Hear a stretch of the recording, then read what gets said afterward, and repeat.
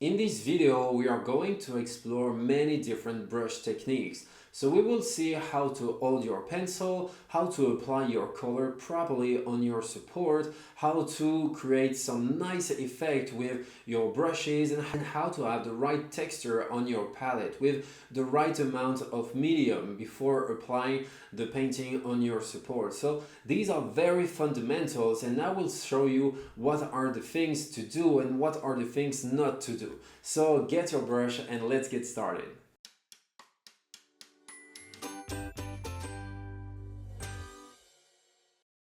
Let's move on to this step and take a look at how to properly apply color to the surface, and first of all how to get the right paint texture on the palette. Because if the paint is too runny or on the contrary not fluid at all, it's going to be difficult to paint properly. The first important thing to know is that oil paint is not water soluble. So if I want to make my paint more fluid, I can't use water. It just won't work. I will need to use either a solvent or oil or a mix of both called a medium, but we will talk about oil and mediums later on. For now, let's focus on just the solvent. So here in my little bottle, I have some Gamsol, but you can also use turpentine. It works in exactly the same way. I'm going to add a few drops of solvent to my paint to get a nice creamy texture. We are also going to take a look at which textures to avoid. So I have prepared 3 paint samples, each with a different texture. At the bottom we will have a paint that is too runny, in the middle the ideal texture, and at the top paint with no added liquid at all, and we'll look at the difference in application between these. So for this first one, I will start by adding some drops, too many drops. Using a pipette is great because it allows me to control the amount easily. And here I am deliberately going to add way too much solvent. This way I end up with very runny paint. And we'll see how to use this type of texture, or not how to use this type of texture. Now for the paint in the middle, I'll add fewer drops, just a few, to get a slightly creamy texture. I don't want it to be too runny, but I also don't want it to be too stiff, like paint straight out of the tube. By adding just a few drops, maybe even 1 or 2 more, I will get a nice and creamy texture that will be much better for painting. And for the one at the top, I won't add any drops at all. And now we'll look at how to use these different paint samples to see the difference in applications. Let's take a look at how these 3 types of paints apply. So I will start with the most liquid one on my paper. When I pick it up and apply it, you can see that the paint spreads easily. The problem is it is so runny that it ends up being a bit transparent and doesn't cover very well. Also, when I will try to blend my colors, it's going to be a bit tricky. Now, if I use the paint that isn't diluted at all, like the one right here, when I apply it, it covers very well, but the issue is that I will have a hard time spreading the colors smoothly, and blending colors together will also be complicated. Plus, it creates thick paint builds up. On the other hand, when I use my creamy paint, it covers well and spreads nicely. And if we zoom in, we can even see it on the undiluted one, the one in the middle, that I ended up with a little lump of paint, which isn't very nice, and I didn't even do it on purpose, and yet that's the result I got. It's not ideal. But with the one in the middle, the creamy texture, you get a much more harmonious result. It covers well, and you will be able to create beautiful blends between your colors afterwards. Now that we have seen how to properly prepare the paint on the palette, let's take a look at how to hold the brush correctly. First, to clarify, I only use synthetic brushes because they are softer and give a better finish when painting. Most of the time I hold my brush like a pencil, like this, but depending on the situation, if I want to be really precise, I will hold it right at the tip, like this. On the other hand, if I want to be more relaxed with my strokes, for example when painting a blurry background, I will hold the brush at the end of the handle and work with the tip of the brush to create something a bit more loose and abstract. Basically, the way you hold the brush depends on the situation and the effect you want to achieve. Similarly, sometimes I will hold the brush like this, especially when I need to paint from top to bottom on the canvas. Once again, it's the situation that determines the best grip to use. Now that we know how to hold the brush, let's talk about how to properly load it with paint. We'll use this example. Loading the brush properly is important. If you put too much paint on it, it's going to be tricky for certain techniques, but if you don't load it enough, you won't get a good coverage. For instance, if I pick up just a tiny bit of paint, I won't get very far. So if I barely load it like this, you can see that I won't have enough to cover much surface. So you need to load your brush properly and evenly. On the flip side, if I overload it like this, well, you can see there is way too much paint on the bristles. When I start painting, I lose precision because all this paint will go onto the surface at once and create unwanted thickness. And that's exactly what we want to avoid in oil painting when we want to paint realistic. It takes more time to work with and usually means that you are covering a larger area if you load it too much. For example, if I just want to paint inside this circle, having this much paint on my brush makes it very difficult to stay within the lines and have something smooth. After applying the paint, I end up with thick buildups like this, which is not something that I want. To avoid this, every time I pick up paint, I can twist my brush right in the palette so the whole tip is evenly coated with paint. I can also spin it slightly to control the amount better. This way I can apply the paint more neatly with better control. Here I am using a medium-sized brush that is not meant for larger areas, so I only load it with what I actually need. And if I have a bigger area to cover, I won't overload this brush, I will simply switch to a larger one. So with the right paint and by applying the right amount of paint to my brush, it becomes much easier to paint a circle precisely and properly. Now let's take a look at the different types of brushes we have at our disposal when we paint. So when I paint, I can use several types of brushes, and each brush has its own specific use, making it suitable for a particular situation. Remember, the only brushes I use are synthetic, because it allows for a better result. So I have the flat brushes like this one, then I have round brush like this, and then I have some very fine brushes, of which I have three types. I have the round brushes like this one, the sword brushes, and also the rigger brushes like this one.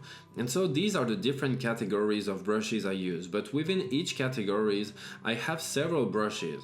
For example, for flat brushes I have larger ones, as they are useful for covering wider areas.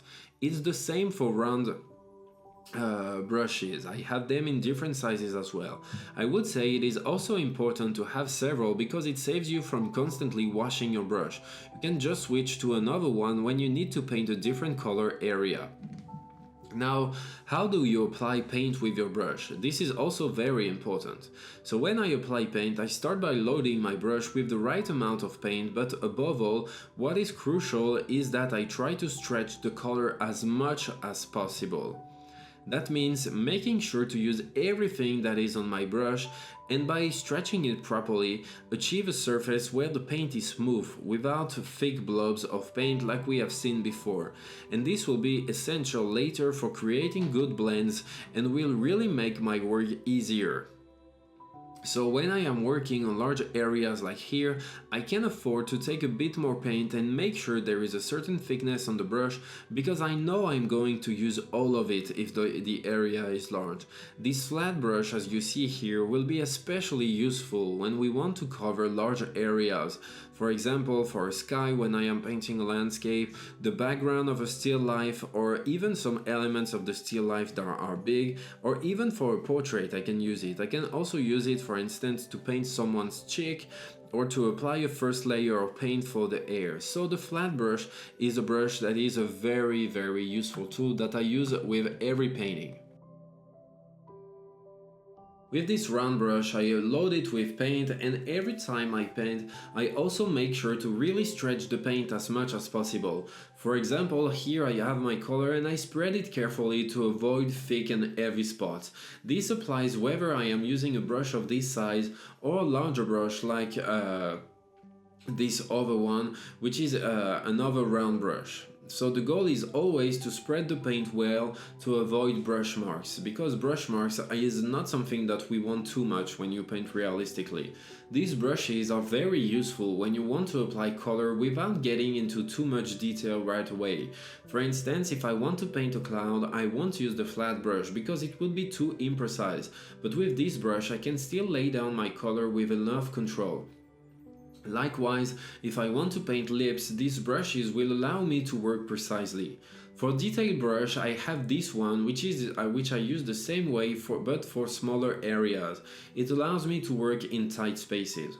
You might notice that my red is a little tinted because I used this brush for another painting earlier and didn't clean it properly.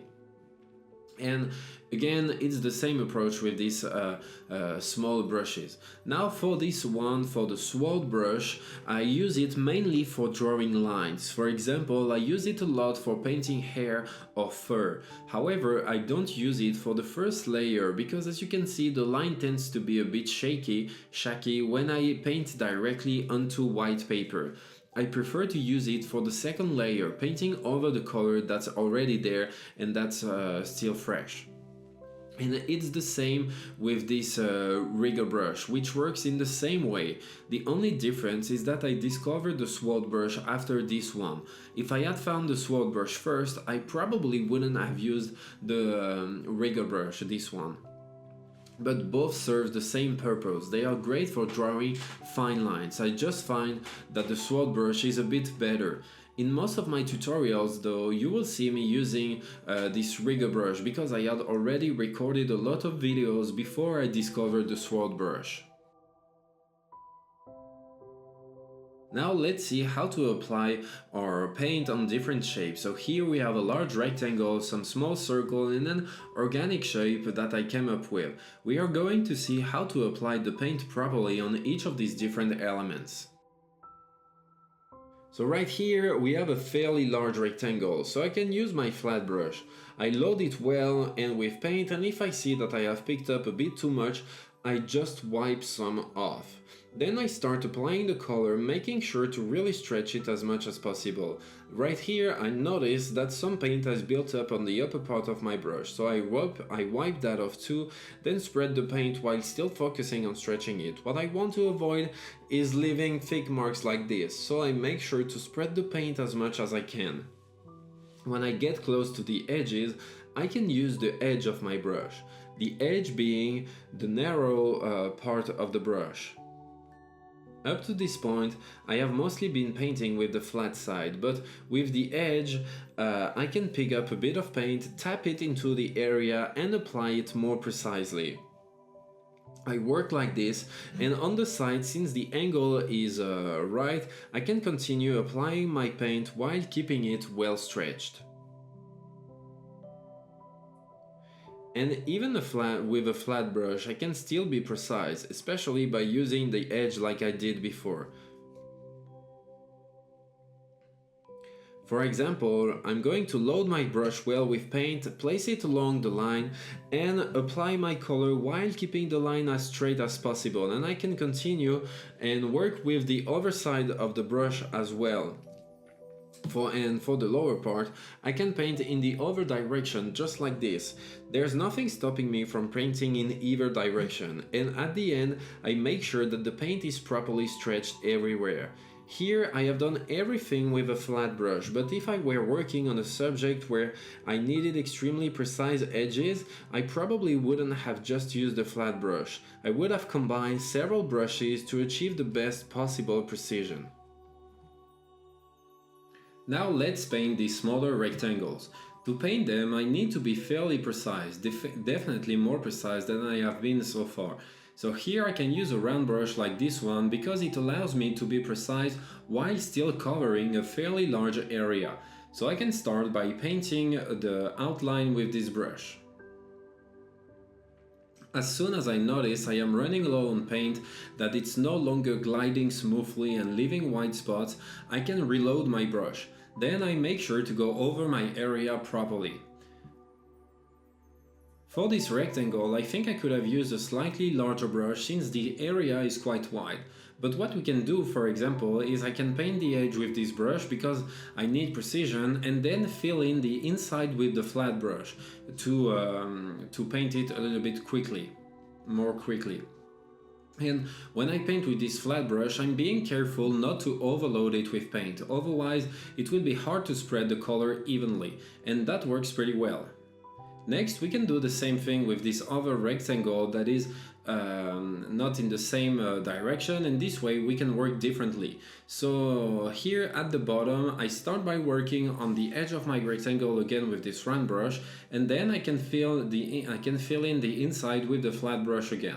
This round brush lets me secure my area and paint it precisely. And then for the insides, where I don't need as much precision, I can use the flat brush to spread the color smoothly. If I notice I have applied too much paint, like here you will see, for example, where I have a bit of a buildup, if it's not too much, I can gently dab to try and spread the excess. Otherwise, I'll pick up some of the paint, wipe the excess off my brush, and then go back to spreading the painting. Then I wipe off the excess again if necessary with a tissue, and there we go, that's just what I needed.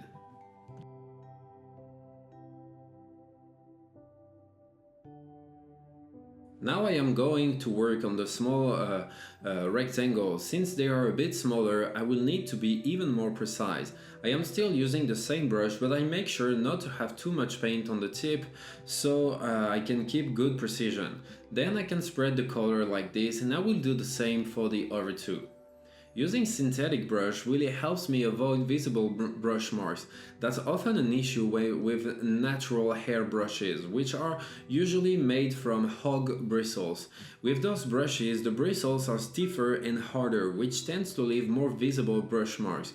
Depending on the effect you want, this can be interesting, but generally, when aiming for a realistic result, you try to keep those marks as subtle as possible. So that's why I don't recommend very much the natural hair brushes.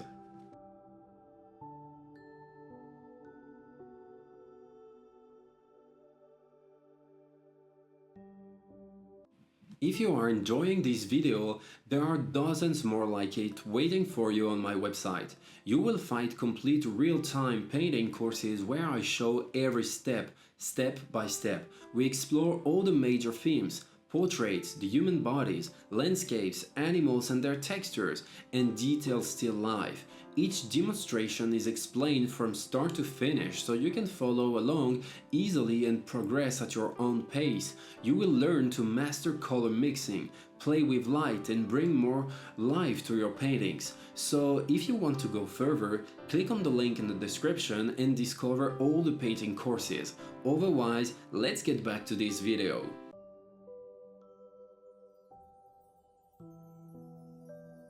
Now I am going to continue with the work on the circles.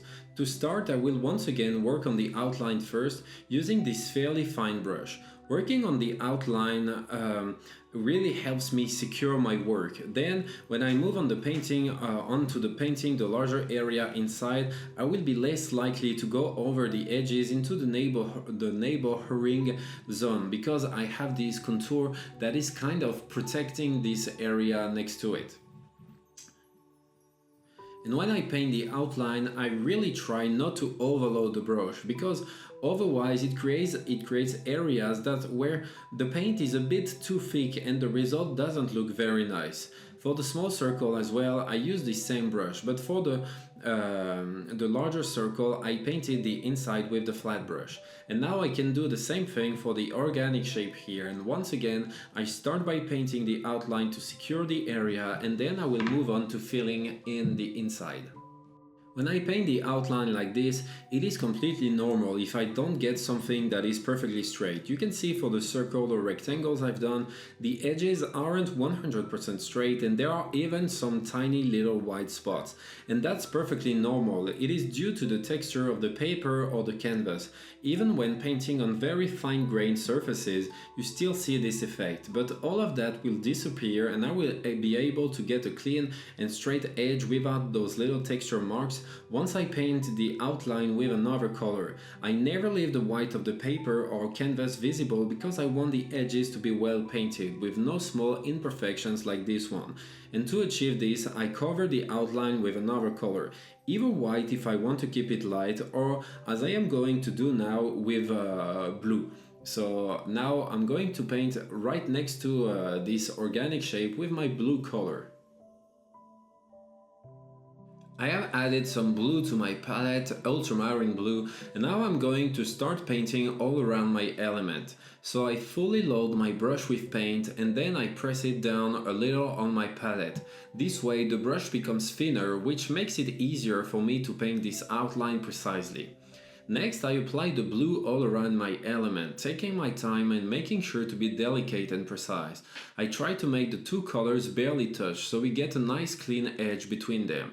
There will be plenty of situations where we will want to do some blending, we'll see that later, but in this case it is important that the colors don't mix. I just want them to barely graze each other to keep things clean and precise. So I keep going with my color, working my way around like this. I go back over it with whatever paint is left on my brush or I reload it if necessary. As you can see here, I'm working like this, from one small point to another one. Sometimes I can see that it is a bit tricky. For instance, this area right here, the painting of the outline in here is a bit tricky for me to continue in that direction. So what I do is I start a little further along, like I'm doing here, and then work my way along the edge until I reach this area I already painted. Sometimes you have to adjust depending on your position to get the most comfortable with. For example, here I am adapting and I had my hand placed like this. Now that I want to paint over here, I can switch my support. Often I like to use my little finger as a resting point. As you could see, I rest my pinky so I can paint precisely around the edge, and I do the same on this side. You might not see it very well on camera, but here I had to do it like this to have a proper support.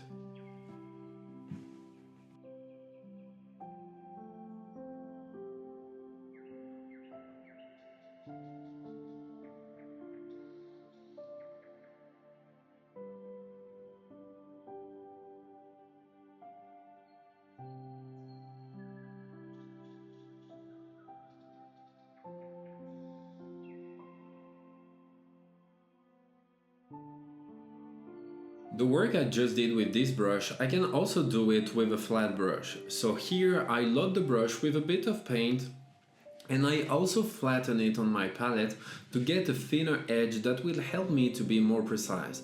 Then I can work around the outline of my rectangle. You can see that I am using the edge of the brush to be as precise as possible, and ideally you should try to do it in one single stroke. The result will be cleaner that way.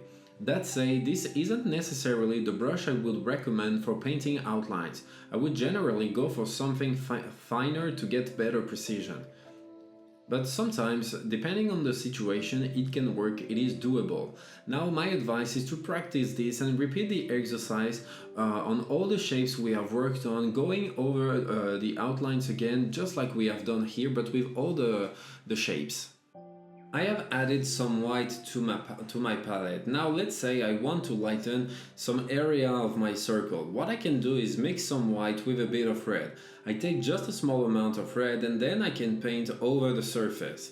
For example, here I picked up my color and I press firmly with my brush and apply it over the area. Then I'm going to use a technique called blending to make color mix together. Blending is a term you will hear often. I'll say that often and I do it often. Here I'm making sure to press well so that my color blended nicely with the one underneath. Now if I want, I can also try to avoid blending the colors, but it is a bit trickier to do this over a large area.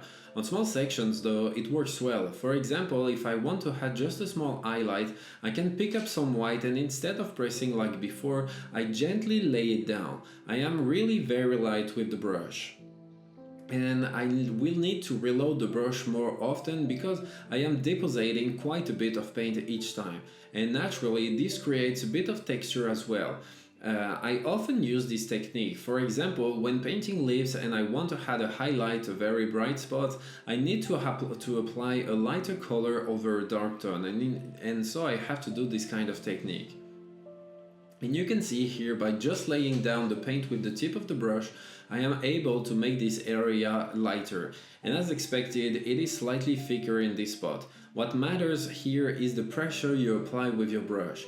For instance, when I press firmly, the white really doesn't stand out much, but if I press very lightly, I get a different effect. The painting lays down but doesn't blend as much. This can be done with light colors, of course, like we did, but also with dark colors, and in fact, it's even easier to apply a dark color over a lighter one. For example, applying white over this red here was a bit harder than using the ultramarine blue. So with the blue, I can apply it and blend it in, you can see. And you can see that since the blue is darker, it goes on really easily. And if I want, I can also just lay it down like I did with the white, so the color stays a nice ultramarine blue. And like here, the colors remains almost pure ultramarine blue, just like the section next to it. And over there on the right, it tends to get a more of a purple tone. Here is something else that can be very useful when you are working and painting over an element. This happens quite often, especially when you want to create some special effects. For example, right here I'm going to use an old brush, well-worn brush here, and if I pick up a bit of blue paint, I can apply it to create this kind of rough, scratchy texture. This works well for creating texture like when you are painting a tree with irregular branches and irregular foliage. So I can tap the brush to lay down this texture. You can really see here the impact of pressure that I mentioned earlier. If I press firmly on the brush, I get a darker result, but if I use a lighter touch, the paint comes out lighter. So you can really play with the pressure on your brush to achieve different effects, and not only with a well-worn brush like this, but with every kind of brush, the pressure you apply on the brush really helps to create different things. Finally, to finish up with brush techniques, there's also the use of fine brush like this one. These are really great for adding small details. For example, I can add lots of little dots over my red area, remembering of course to reload the brush regularly. And I make sure to load the brush well so there's a bit of paint build up on the tip, and then I place these little dots. I can also use it to create different patterns, little flakes, varied shapes for the painting of leaves or for the texture of the lips, and this kind of brush is really useful for adding fine details like this. What I can also use is my rigger brush and my swirl brush. I prefer the swirl brush, like I said. And so here I'm going to load it with white paint, and I can use it to draw lines over the surface. And this is something I use a lot when drawing the hair or drawing the fur of animals, because I like to paint these lines over a first layer that is still wet to create a nice texture, a nice fur texture effect. And this technique is very useful, like I said, and you can see that the brush holds a lot of paint, which is handy for working in either direction and to add a lot of different lines, and so a lot of different hairs, for instance. And with this brush we are not limited to straight lines either. For example, we can draw little waves like this, or even very long lines, as you will see right here. Another thing with this brush is that the way you hold it, it will allow you to create lines that are either thinner or thicker. If I really try to work with just the tip, I can get a nice fine line, but on the other hand, if I flatten it and work with the side, I will get much thicker lines like this. So this brush is really fantastic for working on long lines and of course short ones as well.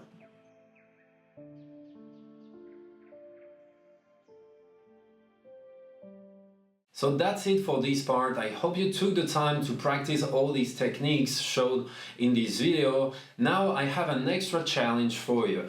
On your paper, draw other shapes, other rectangles, other squares, circles, or even more complex shapes and try to paint inside them without painting over it. And make sure that you are stretching your painting very well so that you have a surface that is really smooth. And then apply some texture on top, some little dots, some little lines with some other colors. Use different colors and then try to paint all around these shapes that you have applied without overlapping, without painting over these first colors that you applied, just to make sure that you are creating a very tiny blend between these colors, that they are just barely touching each other. So I thought it would be a pretty nice challenge for you to practice these brush techniques again. Now it's time to practice.